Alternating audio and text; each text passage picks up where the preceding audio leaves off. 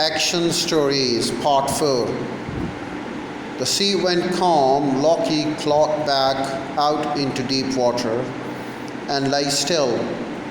He panted like a spaniel. All of a sudden, a dolphin spouted beside him, then another, and then a whole bull shing. Crew of them were around him, whirling and leaping.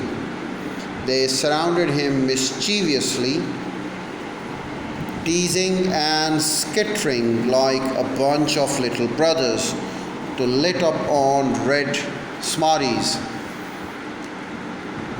and Coke. Smarties and Coke. Lit up on red Smarties and Coke. Diving, they disappeared for a second and charged up from the surface. Then, to rub it in a bit more, they leapt in formation right over him, again and again, wagging their hands and giving him the eyeball. In the end, they came back and lazed around, cheeping and clicking so close that he ran his hands down their slick flanks and began to laugh in amazement. I beg your pardon, it's not embezzlement, that's the negative meaning, in fact. In amazement. It was just plain inspiring.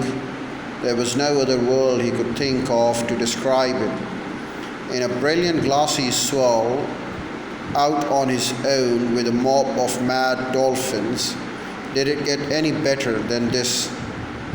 All Loki's glumness, all loneliness evaporated. I tell you, you have to be a hard case not to dig dolphins. Then in one strange second, they all peeled off, dived, and were gone. In the long lull between sets, Loki waited, still hopeful that they'd return and stir up some more fun. But nothing happened. With all the excitement gone, he suddenly felt his aching body.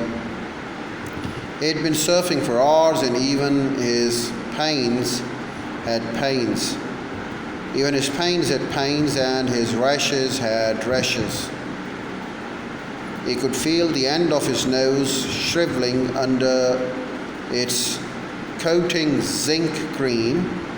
What a shame they took off, he thought. I could have handled an hour of that. Just as he was thinking it, he saw a shadow turning in a swell.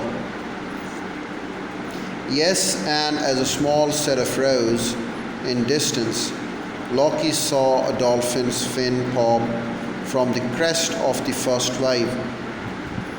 Then he stopped paddling. Loki sat up and stared again.